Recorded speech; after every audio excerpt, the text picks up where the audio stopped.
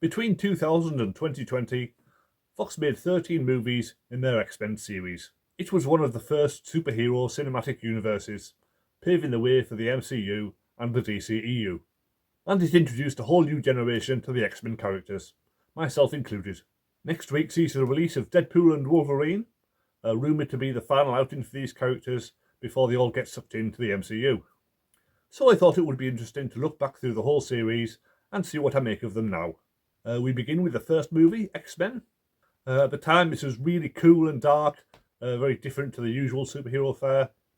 Watching it now, it's still a good start to the series, but it does feel like the filmmakers might be embarrassed by the comic book origins, with lots of jokes about costumes and code names, clearly aimed at getting the non-comics reading audience on board. Only a handful of characters are really focused on. Wolverine and Rogue are obviously the leads. Hugh Jackman is cynical and snarky in his first outing. Anna Paquin's Rogue is very sympathetic, but nothing like the comic character. Characters like Cyclops and Storm are barely developed beyond their powers, but Patrick Stewart makes a strong impression as Xavier. On the evil side, Ian McKellen's Magneto is a bit one note. He gets a lot more depth in these future installments. Rebecca Romijn as Mystique is used very well, with several surprising reveal scenes. Ray Parker's Toad is a bit rubbish, but Talia as Sabretooth is very accurate to the comics. He looks and acts like a snarling feral animal. And there are some memorable action scenes, such as Magneto versus the police, as well as the excellent scene where the Senator turns into water. Overall, it's a good start to the series. I'll give it 7 out of 10. Next came X2. This was a big improvement all round, with bigger action scenes and better characterization for the entire cast. Cyclops and Jean feel like real characters for perhaps the only time in the series. You can actually buy into their relationship for once, which is good, as it is very important for the ending. And Wolverine gets his backstory explored, as well as going from snarking loner to a full member of the team, while Rogue gets the start of a relationship with Bobby. Alan Cumming is excellent as Nightcrawler. His powers are used well in the fantastic White House opening scene, and he provides strong comic relief throughout. McKellen as Magneto is much better here, with much more depth to his character, and he gets a standout prison escape scene. And Brian Cox as Stryker is an excellent villain, with a touching backstory that explains why he does what he does. So you can sympathise with him up to a point. The scenes with Bobby's bigoted family bring the mutant homosexuality allegory to the forefront, which is clearly a strong part of the director's vision. And it all comes to a head in a strong ending, with Jean sacrificing herself. Still one of the best in the series. I'll give it 9 out of 10. Then we get the end of the first trilogy, X-Men The Last Stand. Right from the start, this feels off, with Patrick Stewart made to look 20 years younger, with unconvincing CGI, and it doesn't get much better from there. This is really 2 films in one. The storyline involving the mutant cure is pretty good. Bringing in new characters like Angel and Beast, and building on the storyline of established characters, so Rogue finally gets a happy ending, while Mystique and Magneto end up getting depowered. But the rest of the movie is a bit of a mess, turning the complex Dark Phoenix storyline from the comics into just a simple split personality. Scott gets killed off in a throwaway scene, and Xavier later on, both of which feel fundamentally wrong, and the ending where Logan kills Jean is just a damp squib. The director seems to be more interested in just cramming in lots of big action scenes, with trucks flying around and cars being set on fire, which he seems much more at home with. Although, to be fair, the scene where Magneto moves the Golden Gate Bridge is still very impressive. There are a lot of new characters introduced. Angel looks great, but has very little to do. Beast is a worthy addition with a strong performance from Kelsey Grammer, and Elliot Page's Shadowcat is a strong addition to the team. There's a lot of new bad guys in Magneto's new Brotherhood, but they make very little impression, except for Vinnie Jones, who's just terrible as the Juggernaut. The ending has Storm and Wolverine leading the new X-Men team, as everybody else is dead. It all feels very unsatisfying, and if the trilogy had ended there, it would have been a major disappointment. 4 out of 10. Next came X-Men Origins Wolverine, which is somehow even worse. Like the last movie, there's lots of big explosions and action scenes, but not much characterization. It's all very disjointed. There's some great scenes like the opening credits montage with Wolverine and Sabretooth fighting through numerous wars, and the sequence where Logan is taken in by the couple who look like Superman's parents. But the ending is absolutely terrible. Hugh Jackman tries his best, but it's not one of his best performances. and you can't help feeling that we already learned everything we need to know about his backstory in X2. Lee Schreiber as Sabretooth is less feral than Tyler Mane was, but he fits this movie as he looks like he could be Logan's brother. And their love-hate relationship carries through from the beginning to the end of the movie, giving it something of a through line at least. Taylor Kitsch as Gambit is very good, but underused. Ryan Reynolds does stand out as the prototype for Deadpool, but mainly because all the other members of Team X are hopelessly bland. And bringing a mute version of him back for the final battle just feels like an insult to the fans. Introducing young Cyclops and Xavier at the end feels like they're just trying to cram too much in, and those scenes are all retconned in the very next movie anyway. A completely unnecessary prequel and a total waste of time. 3 out of 10. Next came X-Men First Class, which thankfully is one of the best. The 60s setting makes it all feel very fresh and different, and the use of real historical events gives it an added layer of realism. It feels more like a reboot than a prequel. The beginning of Xavier and Magneto's friendship does tie in with what was established previously. James McAvoy and Michael Fassbender are both excellent in the roles. McAvoy is a cocky young Charles Xavier, chatting up girls in pubs, while Magneto travels the world bent on revenge. But the brother-sister relationship between Xavier and Mystique is new here. Jennifer Lawrence plays a much more three-dimensional character than Mystique was in the original trilogy. She starts off on Charles's side and then goes over to Eric by the end. Nicholas Hoult has a strong introduction as the young Beast. January Jones looks like Emma Frost from the comics, but her acting isn't really up to scratch. Kevin Bacon as Sebastian Shaw is completely different to the comics character, but he's a strong villain in his own right, with his own submarine base like in a Bond movie. There are some great set pieces, like the one where Shaw's team invades the X-Men's base, killing all the guards and killing or recruiting the young members of the team, and the ending which ties into the Cuban Missile Crisis. There's also an excellent Wolverine cameo, which is absolutely hilarious. An excellent film that totally reinvigorates the franchise. I'll give it 9 out of 10. Next we have another solo movie, The Wolverine. Thankfully this is totally different from the first one, focusing mainly on developing the character rather than elaborate tie-ins with continuity. The Japanese setting gives it a very different look and feel, and there's a great use of locations both in the urban areas and the countryside. They definitely get full value from the setting. The Nagasaki bombing is an excellent opening, and there are some great action scenes throughout, although the final battle with the CGI Silver Samurai robot is a big disappointment. It's all been very down to earth up until that point. Hugh Jackman gives one of his best performances as Wolverine. He's a lot more vulnerable than usual, both because his healing factor is playing up and because he's still mourning Jean's death, as well as having weird fantasies about her. His love interest, played by Tao Akamoto, is rather bland. The best character is Yukio, played by Rila Fukushima. She has tons of personality and a great chemistry with Wolverine. So it's a definite improvement on the first movie. I'll give it 7.5 out of 10. Next came Days of Future Past. The post-apocalyptic future setting is a bit confusing at first, with very little backstory to explain how the world got this way. The opening scene is particularly hard to follow, as you're following a brand new team with all sorts of weird powers. The only one of the new characters who really stands out is Blink, played by Fan Bingbing, who has some great action scenes using her portal powers. The 70s scenes are a decent sequel to First Class, continuing the political theme with Nixon and the White House, and bringing mutants into the public eye for the first time. There is plenty of development for the established characters. Charles is now a bearded, bitter drunk. Mystique spends most of the movie as a villain, but eventually turns hero, while Eric sides with the good guys for most of the movie, but his villainous turn at the end is rather predictable. Wolverine, acting as the wise old mentor to the young cast, gives Hugh Jackman a new dimension for the character to play, basically being a mentor to young Xavier that old Xavier was to him. Evan Peters as Quicksilver is a really fun character, and his time in the bottle sequence is a definite highlight. The ending is very strong, with a massive battle in the future in which everyone gets killed, and all the characters in the 70s coming together and eventually changing things for the better. All finishing in a happy ending where Wolverine wakes up in a future in which everyone is still alive. It's very much the Avengers Endgame of the X-Men franchise, with both of the cast in one movie.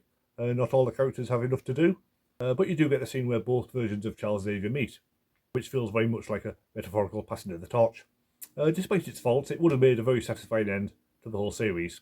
I'll give it 8.5 out of 10. But if that had been the end, then we wouldn't have got Deadpool. This is a real breath of fresh air, an R-rated comedy full of violence, sex and swearing, which gives it a completely different tone to anything in the series so far. Ryan Reynolds is great in the lead, constantly spewing out hilarious quips, but he also sells the emotional moments. His relationship with Vanessa gives the movie some emotional depth, and you do root for them as a couple. The movie's got a really interesting structure. The first hour is basically one long action scene, with flashbacks throughout, explaining how Wade got in this situation in the first place. And once the two timelines have converged, it's straight into the final showdown. So even though there's only 2 real action scenes, it feels like there's a lot more. Colossus is very different to in the previous movies. Here he's a massive CGI giant. He certainly looks more accurate to the comics, but he has the voice of an old man, which always feels very jarring. Brianna Hildebrand as Negasonic Teenage Warhead is a good addition to the team, but Ed Skrein's villain always feels a bit small scale and never really comes across as a massive threat. Still, the humour and general feel-good energy all combine to make it a massive amount of fun. I'll give it 8.5 out of 10. A few months after Deadpool came X-Men Apocalypse. This is another big epic, this time set in 1983, although none of the first-class characters look 20 years older. The setting isn't really that important this time round, mainly affects the choice of music and fashions, although there is one scene where Magneto blows up all the world's nuclear weapons. There is a definite feeling that they might be running out of ideas, with younger versions of Angel, Scott, Jean, Storm and Nightcrawler all introduced. None of them really match up to the originals, although Cody Smith-McPhee as Nightcrawler comes close, and there's also a scene where soldiers kidnap mutants from the X-Mansion and take them to Alcala Base, which is very similar to how it happened in X2. Oscar Isaac as Apocalypse looks very impressive, but he doesn't really do much. He seems to leave all the dirty work to his hellhounds, and is only really impressive in the Giant Dream version when he's battling Xavier. Mystique completes her journey from villain to hero, ending up as leader of the X-Men. Magneto has quite the journey in this film, losing his wife and daughter, and joining up with Apocalypse, but ending up on Xavier's side in the end for a change. Meanwhile, Xavier goes bald and rekindles his relationship with Moira from Days of Future Past, although it obviously doesn't go anywhere as she's not in the next film. The ending goes on a bit and feels like it must have been extended in reshoots. It all ends with Mystique leading the first X-Men team, which kind of brings everything full circle. And if it stopped here, it would have been an acceptable ending to the franchise. I'll give it 6 out of 10. Logan is by far the most cinematic of the series. It's beautifully shot, and it feels slower and more thoughtful than the rest. It still has all the gore and swearing in the Deadpool movies, but very little of the humour. The near future setting is not massively relevant, only there to justify all the characters being much older. Hugh Jackman again gives an excellent performance. Here he's much older and slower than ever before, and his healing factor is playing up once again, so he feels even more vulnerable than he did last time. Patrick Stewart gives one of his best performances as old Xavier, swearing and rambling and becoming more and less lucid as the movie goes on. Their surrogate father and son relationship is very touching, and they both deserve to win awards. Daphne Keener's Laurie is also memorable, absolutely foul and vicious in fight scenes, but vulnerable outside of them. And she's still very young, so she could easily reprise the role in the MCU. The three of them form a weird family unit as they bond on their road trip through near-future America, and the fact that 2 of them end up dying makes for a very emotional ending. So for me, it's definitely the best of the series, 9.5 out of 10. Deadpool 2 begins and ends with references to Logan. It's clearly got a bigger budget than the original, but it's every bit as funny. Unfortunately, the emotional storyline isn't quite as strong this time around, as Vanessa is killed off early on, which just seems like an excuse to get her out of the way, so that Wade is free to go on all his wacky adventures without her. And it's all done away with at the end, so it ends up feeling rather pointless. The action scenes are bigger and better, but this time around they feel like they're more about the spectacle than the humour. Although the scene where all the members of X-Force are introduced and recruited, and then end up dying immediately on their first mission, is absolutely hilarious. And the brief cameo from the X-Men team is also a standout scene. Josh Brolin is a strong addition as Cable, looking and acting just like the comics version. Zazie Beetz as Domino is also a good addition, with her look powers giving rise to many fun scenes where the bad guys all die Final Destination style. And Wade's instant friendship with Negasonic's girlfriend Ryukio is a great running gag. So it's not quite as good as the original, but almost.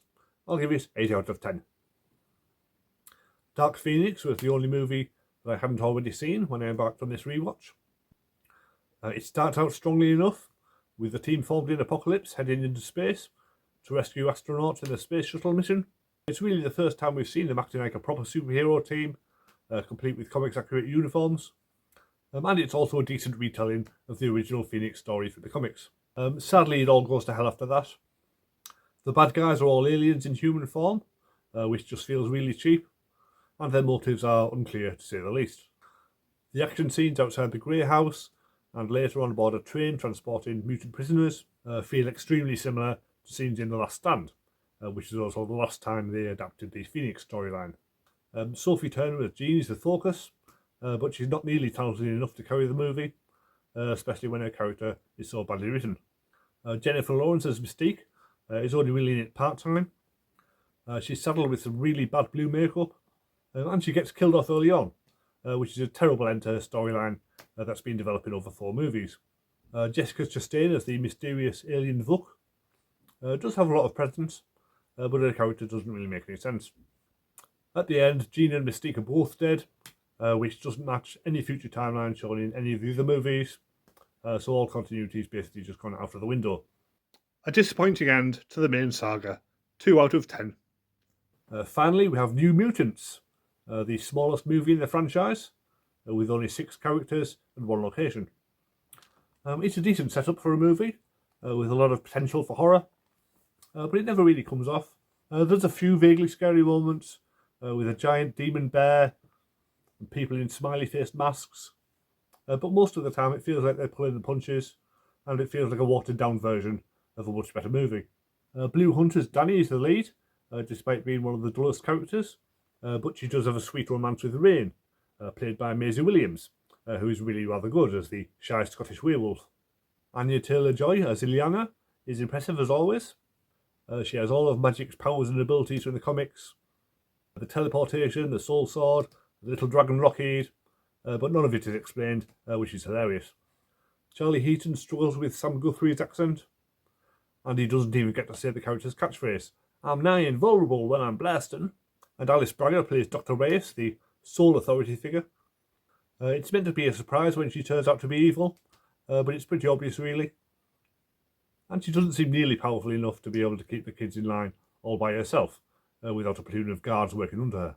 It's not terrible, but it feels more like the pilot of a TV show than the final instalment of a long-running series of movies. I'll give it 5 out of 10. So that's all the X-Men movies so far. On the whole, it's been very enjoyable rewatching the series, with a lot more highs than lows. On average, it's definitely better than the DCEU. It's possibly not as consistent as the MCU, but with more stylistic high points like Logan and Deadpool. Hopefully Deadpool and Wolverine next week can combine the best parts of both franchises. So press subscribe if you want to see my review of that, and I'll see you next time.